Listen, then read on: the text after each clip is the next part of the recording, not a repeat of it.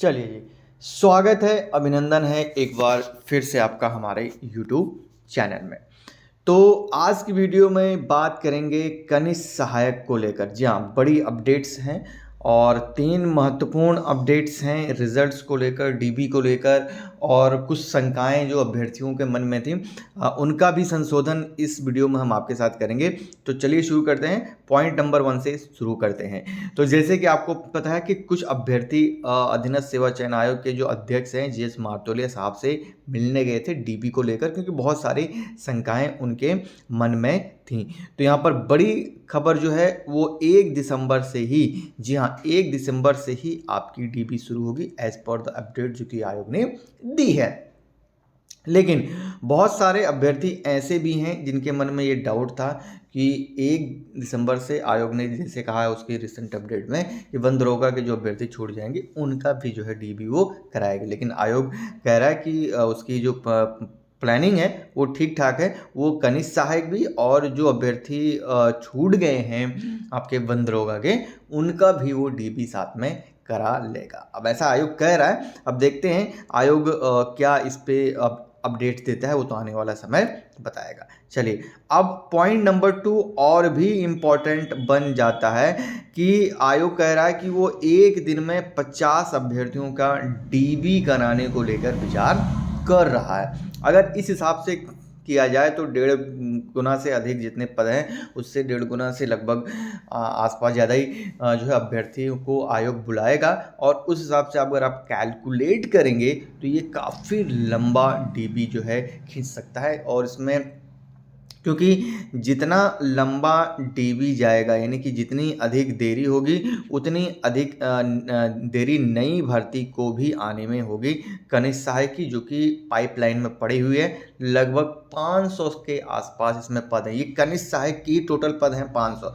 बाकी इसमें non typing के और जुड़ जाए जो कि इंटरमीडिएट स्तरीय भर्ती बन जाए तो फिर इसमें कहा नहीं जा सकता। फिलहाल कनिष्ठ सहायक के 500 पद आयोग के पास अधियाचन पड़े हुए हैं। ठीक है, तो काफ़ी लंबा देर हो सकता है, इसलिए अभ्यर्थी जो है इसको लेकर परेशान हैं। क्योंकि उनका कहना है क्योंकि जितना लंबा समय लगेगा उतना और देरी होगी रिजल्ट आने में, नई भर्ती आने में। तो इसलिए अभ्यर्थी थोड़ा सा इस पर संशय है और आयोग से कहा है कि जितनी जल्दी हो सके, जितने अधिक संख्या में हो सके उतने अभ्यर्थियों का जो है यहाँ पर डीबी कराए। अब पॉइंट नंबर 3 और भी महत्वपूर्ण बन जाता है क्योंकि ये रिजल्ट को लेकर काफ़ी अभ्यर्थियों के मन में शंका पैदा कर रहा है। क्योंकि बहुत सारे हमारे उसमें कमेंट्स भी आते हैं कि मेट का रिजल्ट कब आएगा, तो मैंने उसमें भी कहा था, इसमें भी कह रहा हूँ दोनों रिजल्ट एक साथ आएंगे। हालांकि वो कंबाइंड होकर रिजल्ट आएगा, कनिष्ठ सहायक या इंटरमीडिएट संयुक्त परीक्षा के तौर पर जो इसका नाम है।